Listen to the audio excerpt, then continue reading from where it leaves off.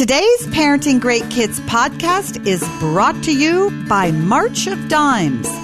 From prematurity to maternal death, the health issues facing families in our country are getting worse. Fortunately, the March of Dimes is leading the fight for the health of all moms and babies. They won't stop looking for solutions to improve the lives of families through research, advocacy, and education. March of Dimes is an awesome organization. Join them at www.marchofdimes.org/meg. And by Marc's mission, Way of the Warrior Kid. When Mom used to ask him, "What's wrong?" Marc would say, "I'm fine." But with gym, math, and the class bully, Marc wasn't fine at all. Until his Navy SEAL, Uncle Jake, came to visit. #1 New York Times bestselling author Jocko Willink is back with an empowering book about going from wimpy to warrior. Marc's mission, Way of the Warrior Kid. Visit WayOfTheWarriorKid.com to learn more. For 30 plus years, I've seen every type of child grow up. Instead of giving me what I wanted, she gave me what I needed, which was truth. Don't let emotions win. Let truth win. Do your very best, and you should have a lot of fun while you do it. And the better you get at something, the more fun you're going to have at something. You moms and dads are wired with everything you need to be a parent to a great kid.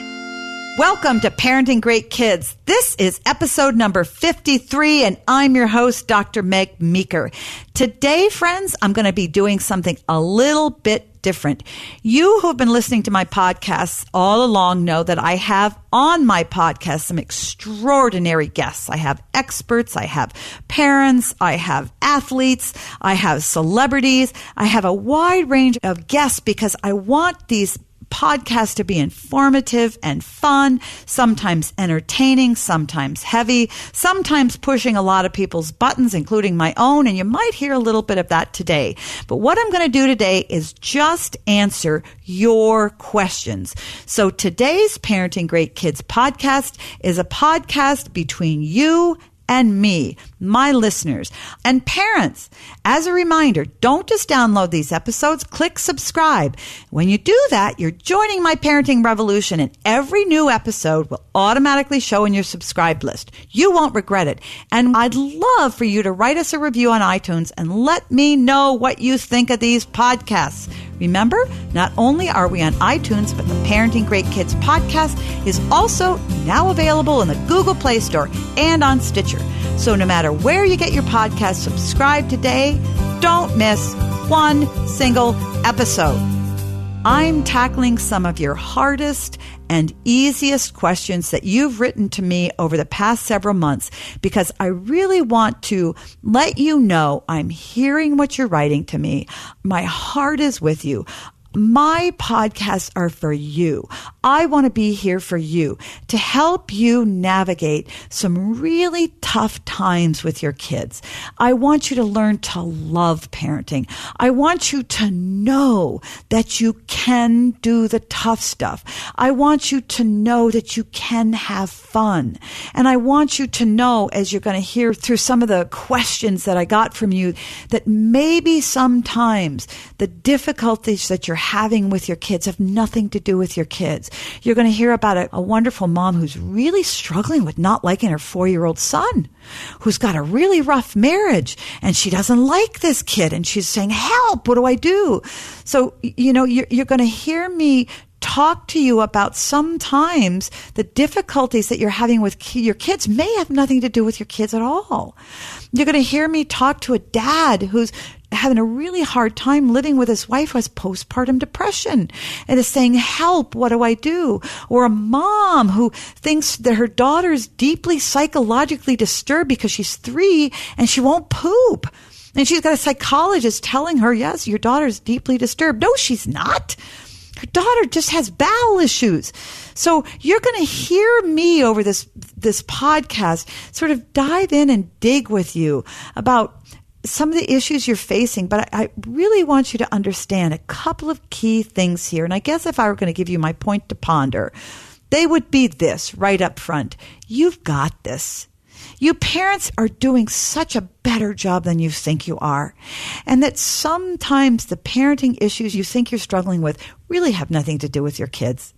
They're struggles that maybe you're dealing with.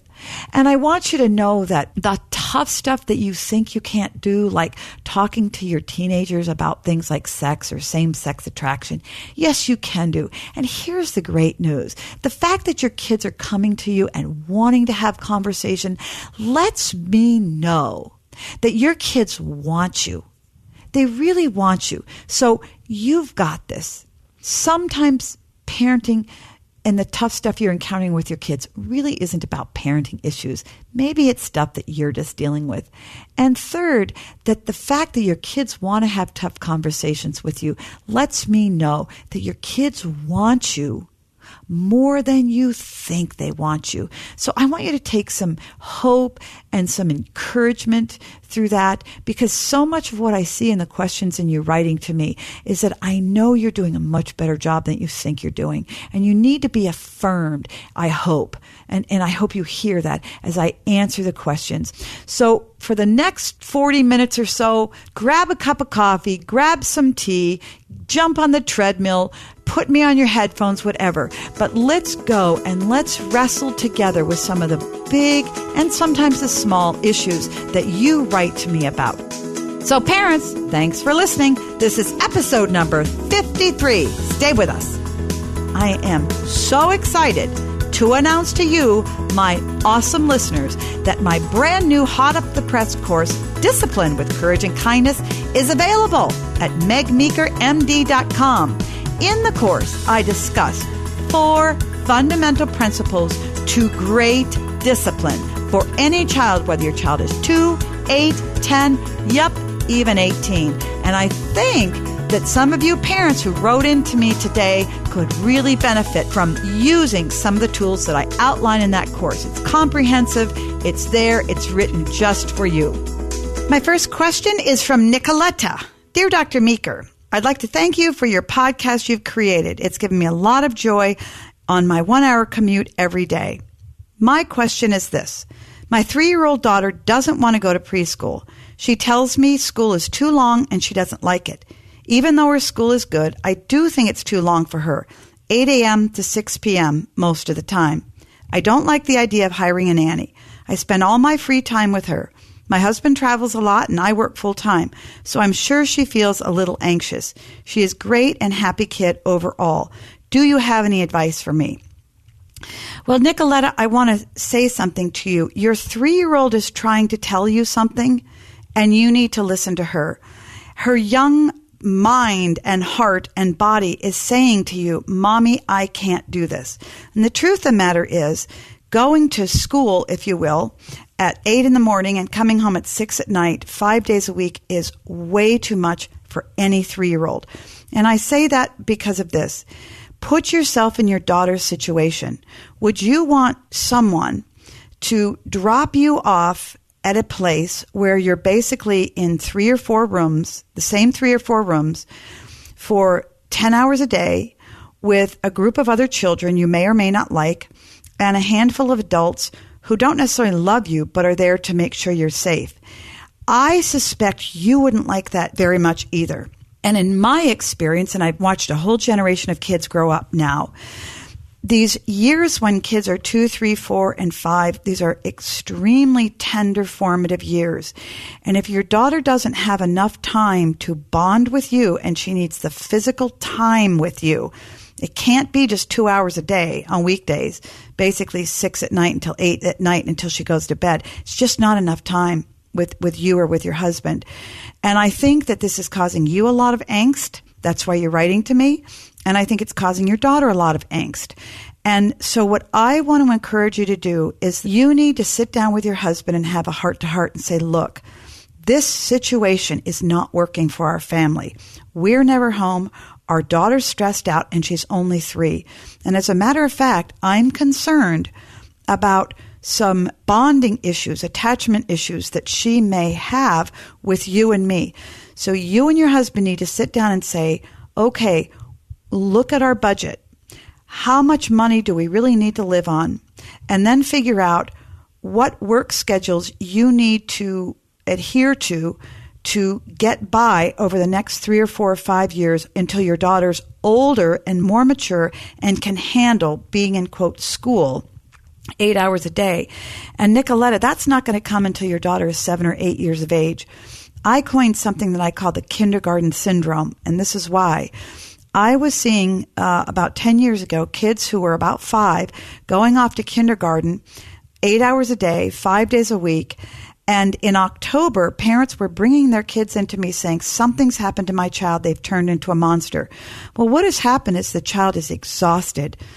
Young children, 5 and under, even 6 and under, can't handle being in a situation where they're away from a parent that many hours a day. It's stressful. They feel that they need to work hard to behave. They work hard at concentrating. They sort of work hard to, if you will, keep everything together. And they come home and they just sort of let loose. They're exhausted. They get angry. They're irritable, and so on and so forth. So my recommendation to you is listen to what your daughter's trying to tell you. The life you're leading now with her isn't working. You need to readjust. One of you, your husband or you, needs to work less and be with your daughter more. I don't know that it needs to be you. Maybe it needs to be your husband. One of you needs to sacrifice income to be with your daughter more, and I promise you won't regret it. As you do this, you scale back on your work hours. I don't know how you're going to work it out, and many people say, well, we can't live on one income. Yes, you can. I see parents in different states all the time doing it. You got to dial down. Maybe it isn't comfortable, but the payoff is a better relationship with your daughter, a healthier daughter who has a strong relationship with you, solid attachments moving forward, and is emotionally much more well balanced.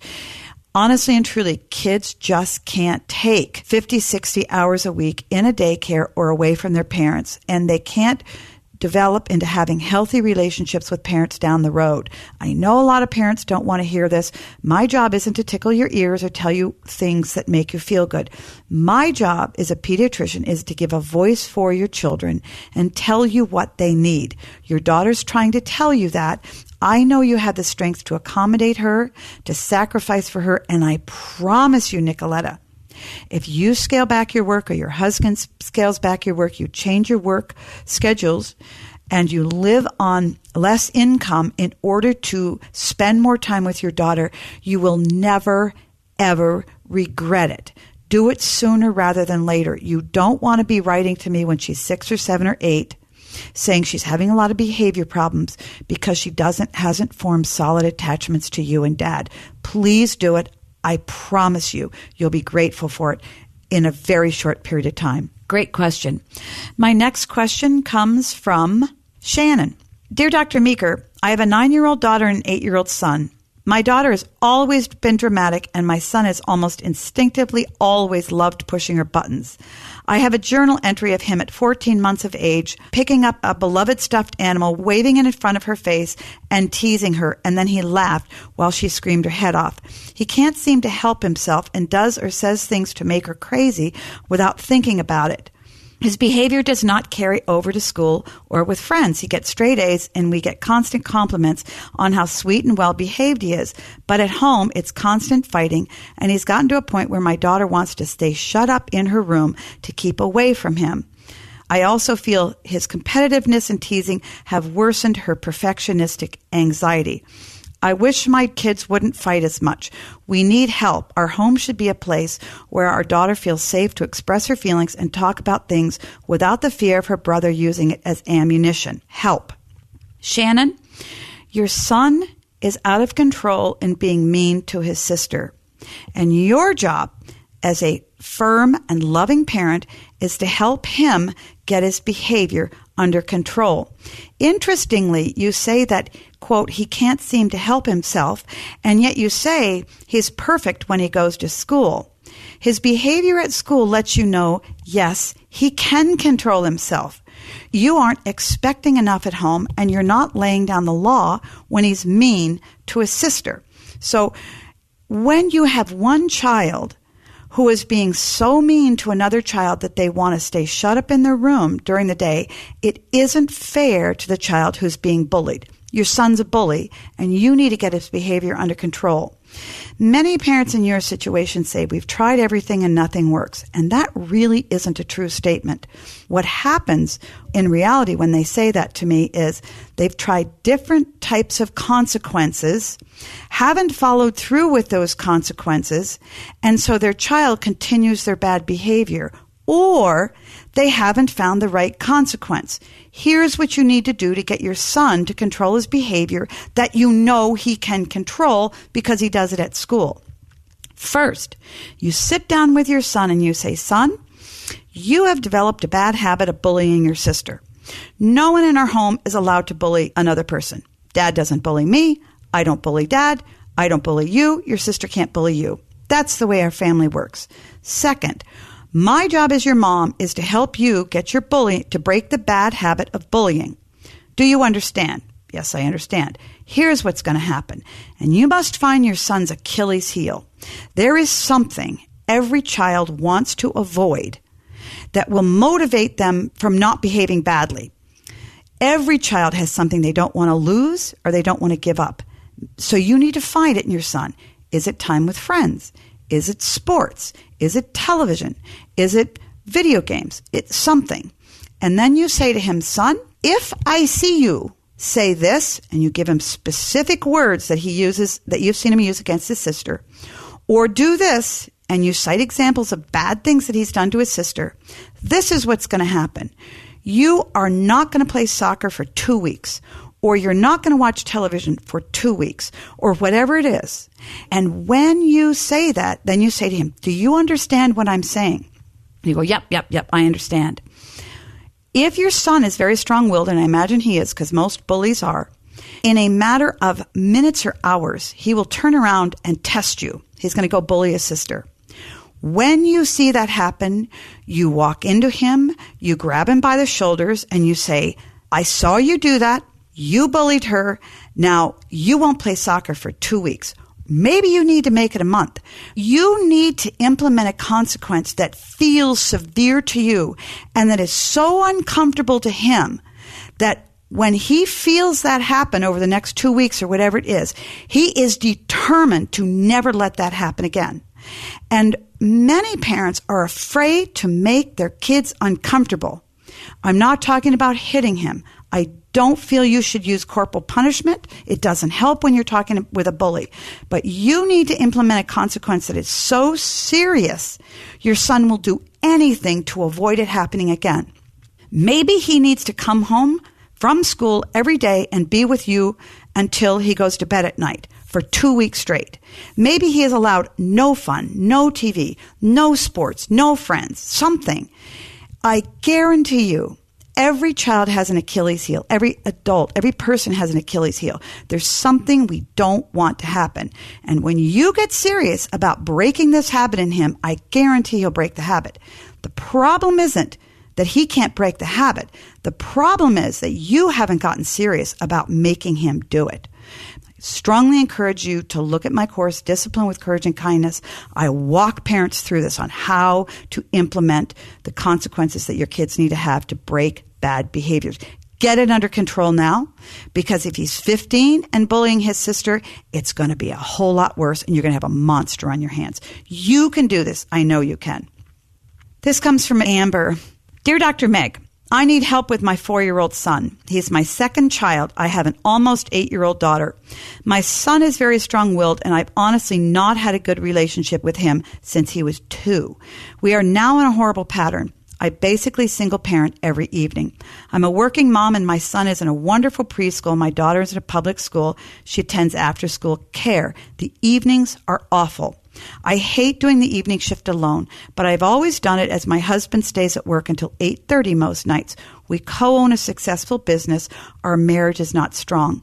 My son does not listen to me whatsoever. He yells and hits me. I'm not nice to him. I yell often, and I simply do not understand why he must be so, quote, violent all the time. He has no issues at school, and I've been told by many that he's all boy. I do not hit him. I'm opposed to spanking as I feel it's hypocritical to tell him he can't hit people and yet his parent can hit him. My husband does spank him. I do not approve and let my husband know it immediately. I've not enjoyed being a mother. While I have been a, quote, good mother in that I provide home-cooked food and keep them on a regular schedules, I've gone completely wrong somewhere with my son. We're in a horrible pattern now. I yell at him for not listening to me. He yells at me for anything. I function as a single mom.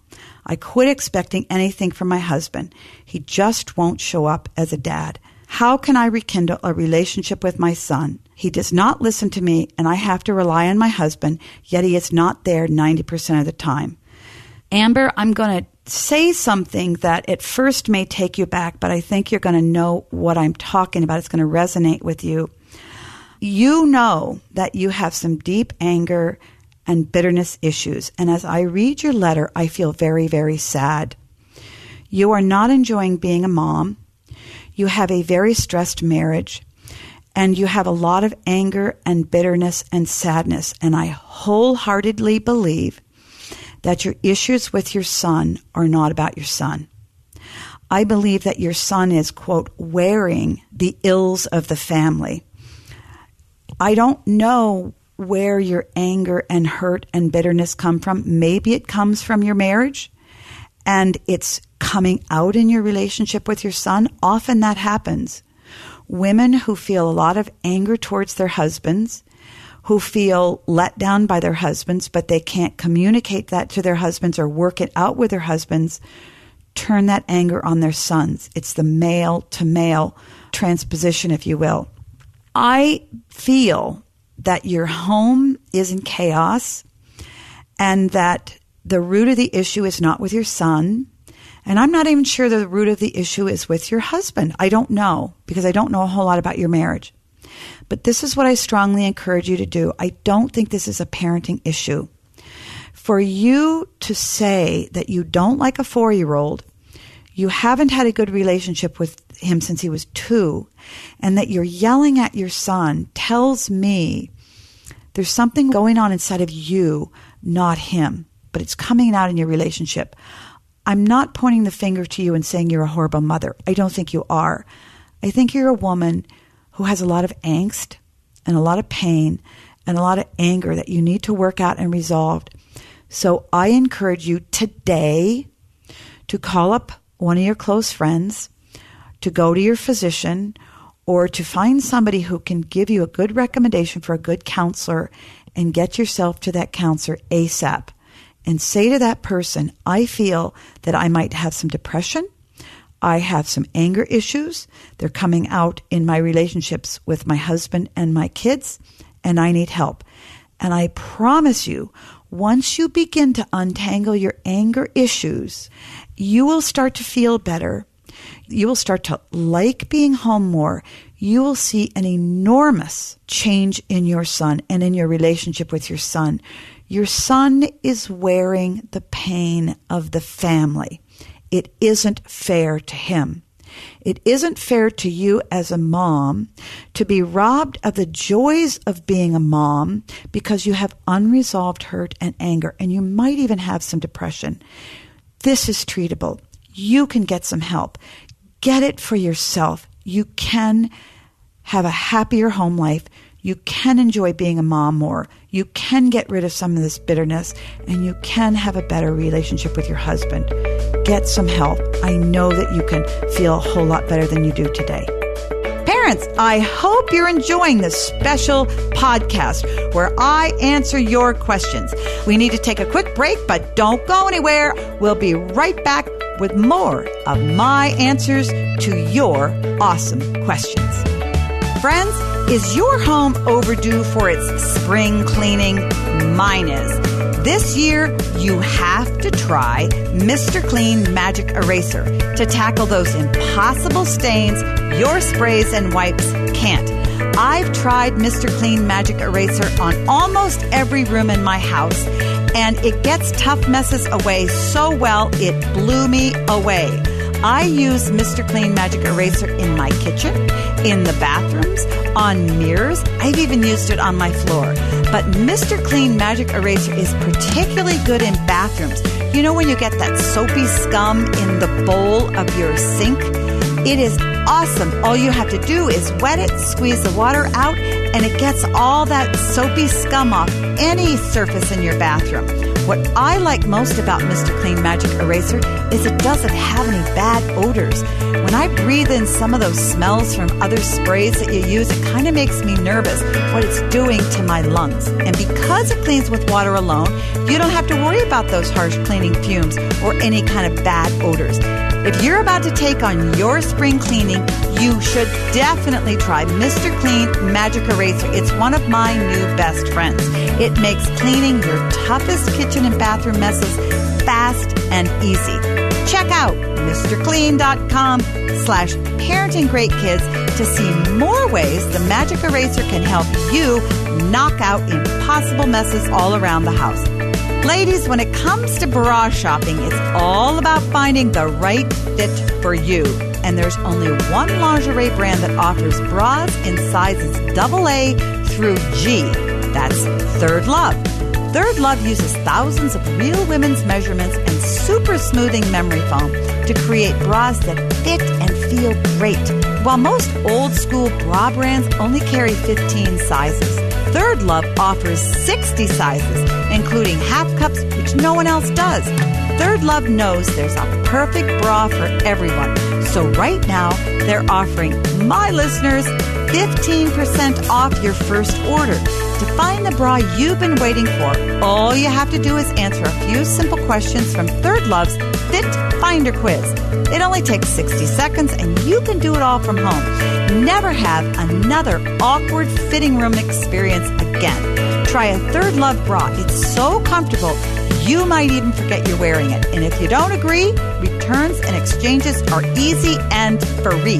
This year, make the change that will change the way you think about bras. Go to thirdlove.com/Meg now to find your perfect fitting bra and get 15% off your first purchase. That's thirdlove.com/Meg. thirdlove.com/Meg. So parents, let's continue with me answering a lot more of your questions. My next question comes from Jason. Dear Dr. Meeker, I am a husband and father of 3 beautiful children, 2 girls and a son. My wife suffers from postpartum depression and has after every pregnancy. I stepped up to care for our 3 children and care for my wife in this difficult time, but I need my partner. I feel like I'm caught between a rock and a hard place. I'm trying to be supportive and loving, but find myself frustrated and tired. Am I overlooking something? How can I be a better husband and father?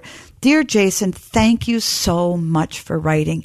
Yes, life with a depressed person is very, very hard.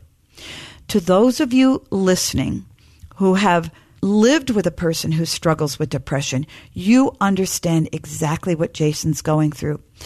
A person who is living with a depressed spouse needs almost as much support and help as the person who's struggling with depression. Depression is a horrible illness. Now, the first and most important thing I would do if I were you is to make sure your wife is getting adequate care. Postpartum depression, like all depression, is very treatable. She may need medication. She will need good counseling.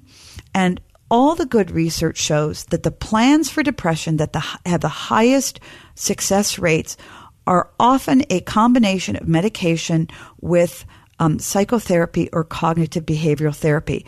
You need to make sure that your wife is getting adequate treatment from a good physician or psychiatrist, and that she's in with a good counselor, and that her depression is resolving. This is treatable. So that's the most important thing, because once you can get her back on her feet, your life is going to get a lot better. Second, attending to you. Yes, it's very, very hard from you, because basically when you're living with a depressed person, the person has difficulty functioning as a spouse and as a mom. It isn't her fault. She didn't ask for the depression. So as frustrated as you are and as hard as it is for you, you need to understand it's harder for her, because she feels a wide variety of feelings, and she feels guilty, and she feels hurt and lonely and shame and the whole thing. But that doesn't lessen the seriousness and the importance of your feelings. You need a good support system. You need a male, not female friend or two that know what's going on, that can offer support and help for you. You need to talk with these guys once a week. They need to help you. You need to be able to unload onto them. You need to be able to say to them, this is what I need. This is what is not happening. Here are my frustrations. You need to vent to them and dump on them. And I say that you need male friends, not female friends, because it's very inappropriate for you to vent your frustrations to a female who may want to offer empathy and support, and you can quickly cross over into unhealthy territory with a female. So don't do that. Guard your marriage and do it with a male friend. You might even need a counselor. I don't know. It depends on how severe your wife's depression is. The other thing you do is you're going to need help with your kids. It's very important that you take care of your emotional and mental state. So you need to do things like exercise, maybe get some help, meet with some friends to keep yourself strong so that you can help your wife. So you might need to pay for a babysitter periodically. You might need to ask your parents or her parents or some friends to help out babysitting with the kids while you go and get your exercise or do what you want to do. But it's very, very important for you to get some good help for yourself in the form of good male friends, physical help with your kids so that you can go out and do your exercise or have some fun, do what you need to do, and also so that you can be whole to support your wife. You need to understand, though, that her depression is treatable. This shouldn't be a permanent situation. There is good help, and if you are feeling that her depression isn't resolving, you might need a different physician.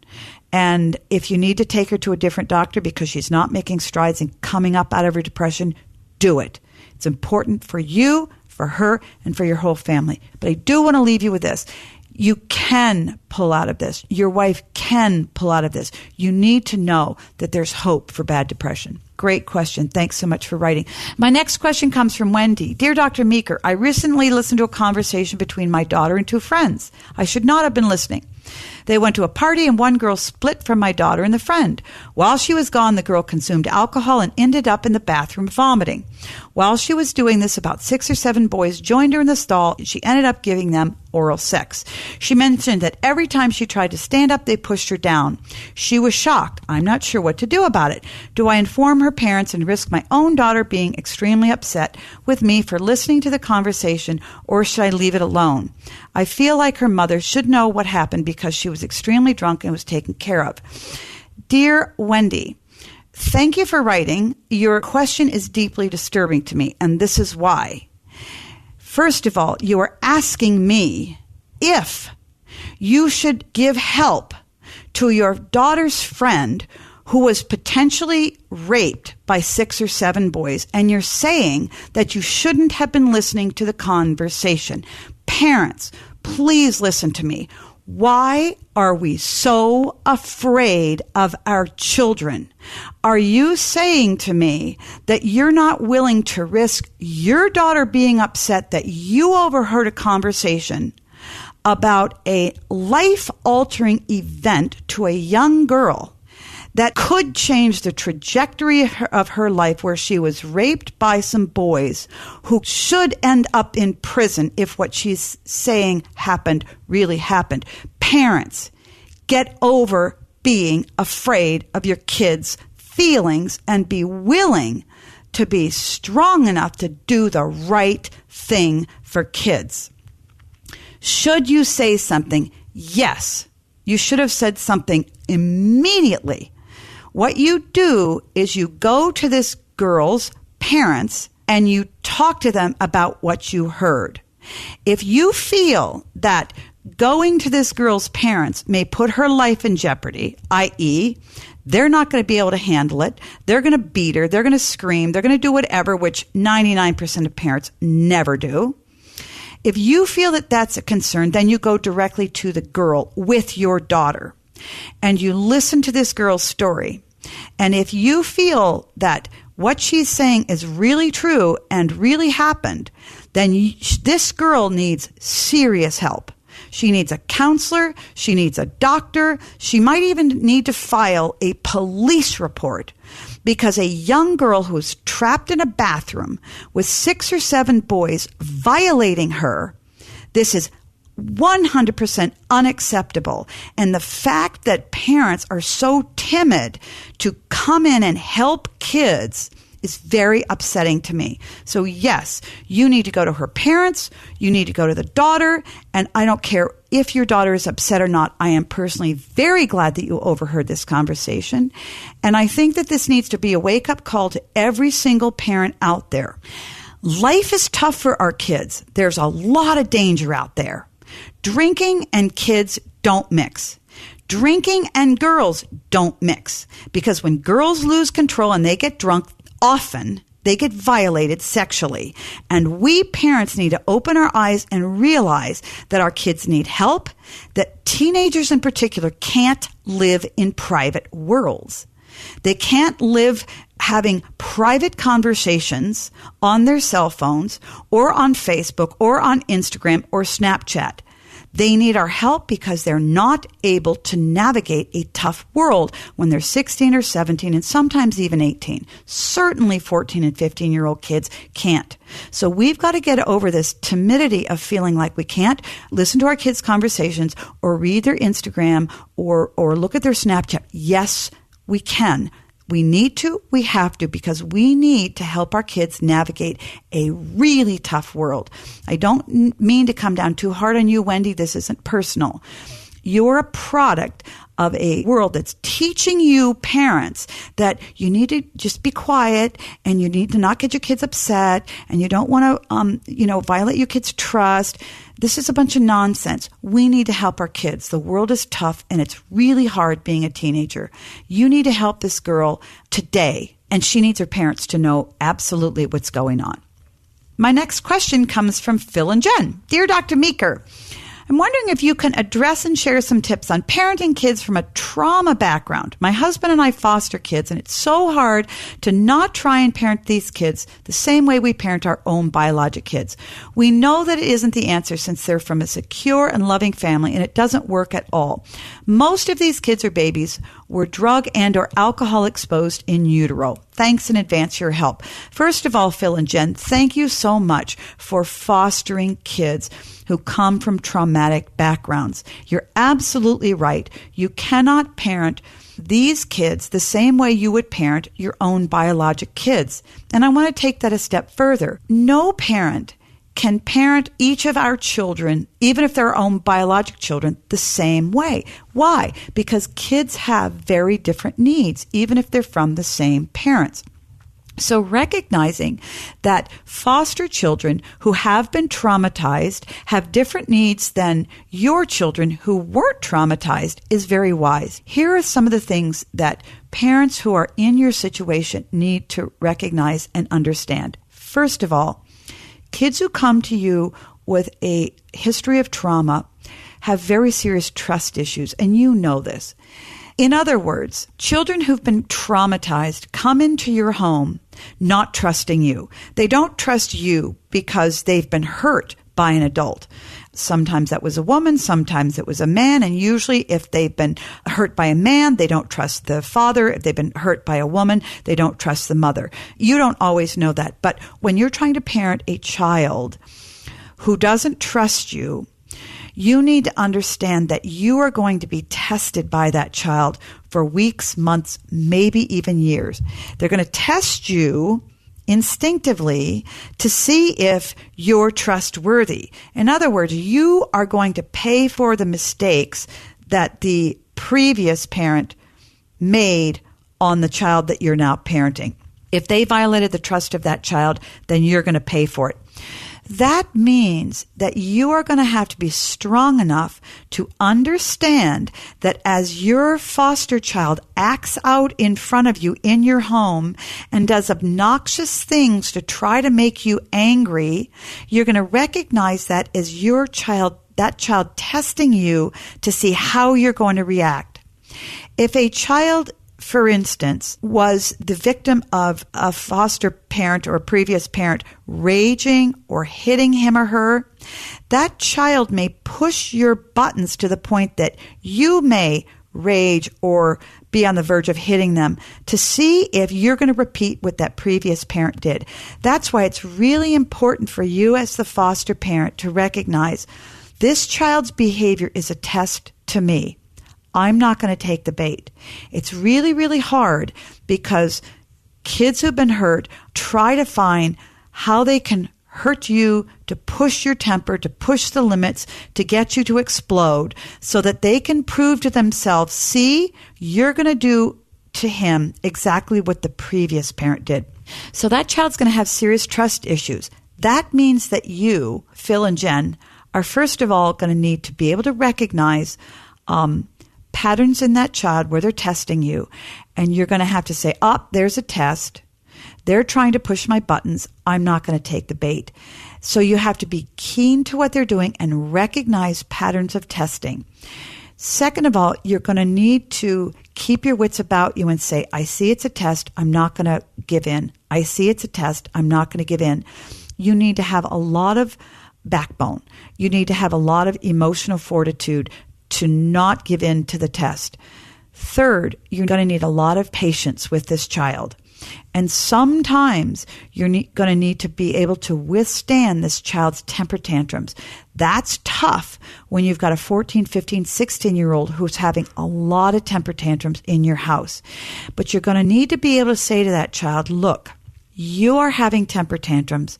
You are having rage episodes. You are having anger outbursts.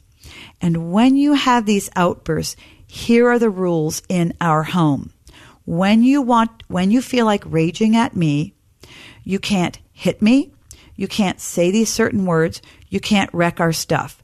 In other words, you have the right to say to that child who's having temper tantrums because he doesn't trust you and he's not comfortable with love and he's not comfortable with any type of attachment or emotional connection, you have the right to say to that child, here are the rules. And you write down and you're very clear about 3 or 4 very, very simple rules. You can't hit, you can't scream, you can't use these words, you can't ruin our stuff. Other than that, you can express your anger in our home. And you implement those over and over and over and over. Living with a child who doesn't trust you as a parent, who doesn't feel comfortable with affection, who doesn't feel comfortable with love, who's never learned how to attach to an adult is extremely hard. But you need to not take these children personally because their behavior towards you has nothing to do with you, but everything to do with the previous parent figure.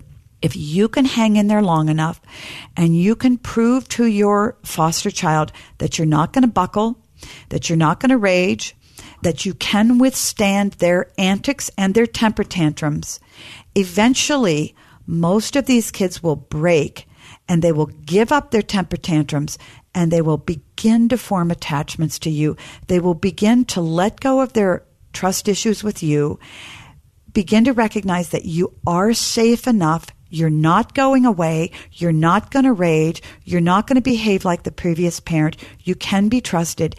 Then, maybe then, they will begin to allow themselves to attach to you, to feel affection towards you, to love you, and to accept some of your love. Kind of complicated stuff, very hard stuff, but most importantly, you need to be patient. You need to not take the kids personally, and you need to set some very simple but very clear guidelines for when they act out and test you. A lot of stuff very quickly that I just threw at you. I know you can do this. Good luck to you. Thank you so much for writing to me, Phil and Jen. Wonderful, wonderful question. I have time to answer one more question. My last question comes from Dinah. Dear Dr. Meeker, I'd like to ask you about my daughter's stool retention. She's 3 years old and can hold her bowel for days at a time. She was fully potty trained a year ago and had no problem until one day she had a painful bowel movement. Since then, she's been resisting going number 2. It's been 6 months now, and she's been maxed out on laxatives to prevent the vicious cycle. We're at our wits' end and how to help our little one. We understand it's deeply psychological. It's so painful to watch her being in pain when she has an urge and resist it with all her might. How common is it? Any recommendations you can come up for us? The specialist and psychologist are running out of suggestions. We'd appreciate any help. Thanks in advance. Dinah, I want to tell you something. Your daughter is suffering with something called encopresis, and it is not psychological. It is functional. If your physician or specialist is running out of help, you need to find a new physician or specialist. Here's how encopresis goes.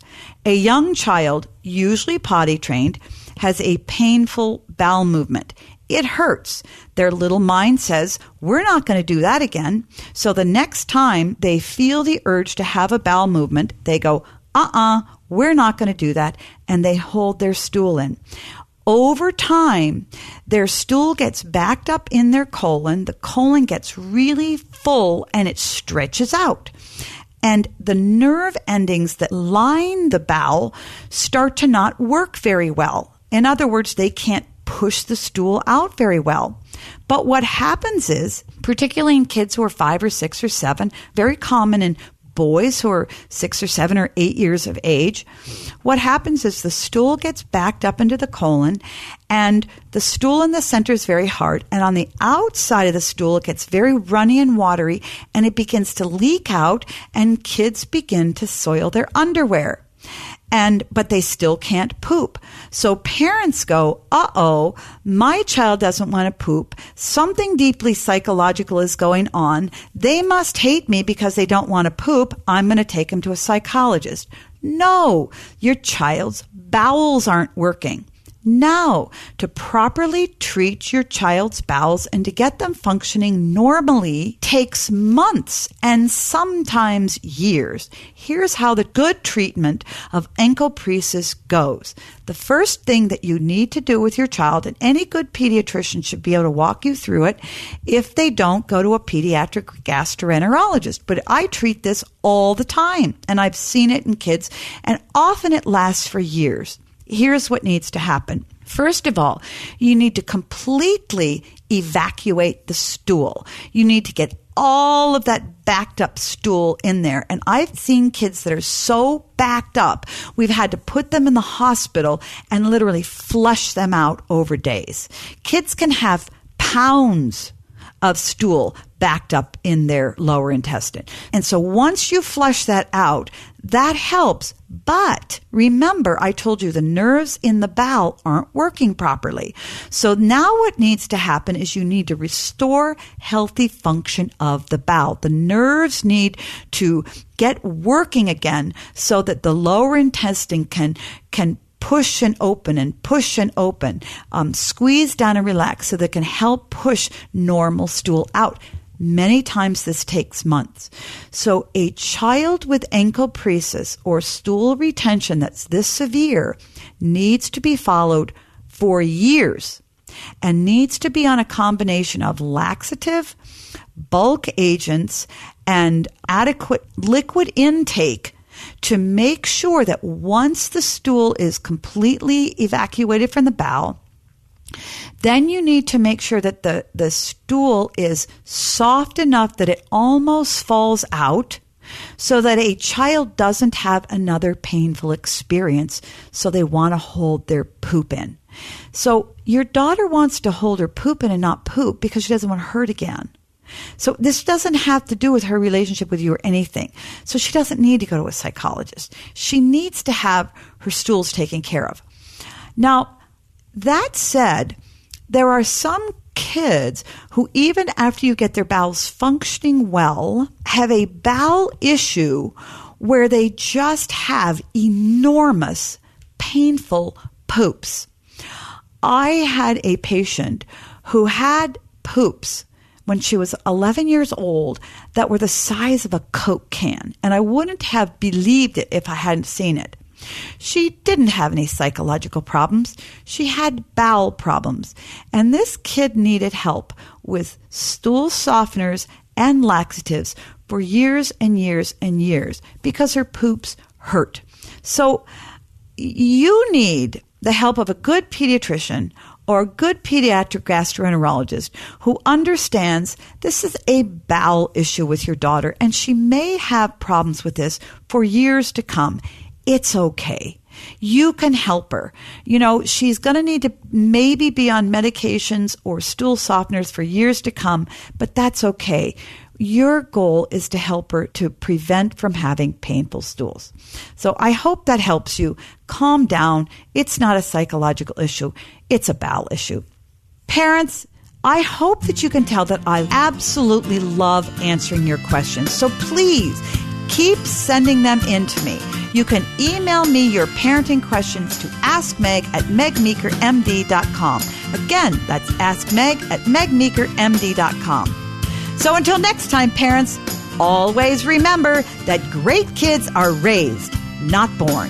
Hey, this is Bobby, producer of Meg Meeker's Parenting Great Kids podcast. We hope you've enjoyed listening to episode 53, Ask Dr. Meg, Volume 2. And thanks to you, Dr. Meg's Parenting Revolution has grown to over 1 million downloads. You can like Dr. Meeker on Facebook and follow her on Twitter and Instagram @MegMeekerMD. As a reminder, go to MegMeekerMD.com and sign up for her newsletter for giveaway opportunities and updates. And don't forget to share the podcast, write us a review, and click subscribe so you won't miss an episode.